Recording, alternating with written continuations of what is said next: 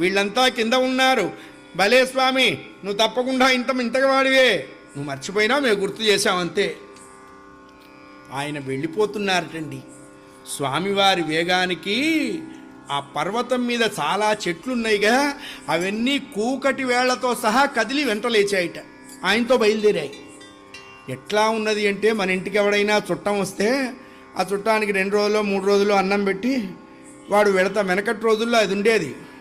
వాళ్ళు వెళతా ఉంటే వాళ్ళ పరుసు తీసి దాచిపెట్టడం, వాళ్ళ చెప్పులు తీసి దాచిపెట్టేయటం, వాళ్ళ పెట్టెలు తీసి దాచిపెట్టేయటం, ఇంకా 2 రోజులు ఉండంటాం, ఇవన్నీ వెనకటి రోజుల్లో ఉండేవి. ఇవి ఇప్పుడైతే వస్తుంటే మళ్ళా రిటర్న్ టికెట్ ఎప్పుడు కొనుక్కున్నారు. ఇప్పుడు కల్చర్ బాగా పెరిగిపోయింది. ఇది అన్నం పెట్టేట్టుగా ఉందా, 60 రూపాయలు అయిపోయినాయి బియ్యం, బడ్జెట్ మొదలు పెట్టేటువంటి రోజులు. ఇంటికి వచ్చిన అతిథిని గౌరవంగా కొద్ది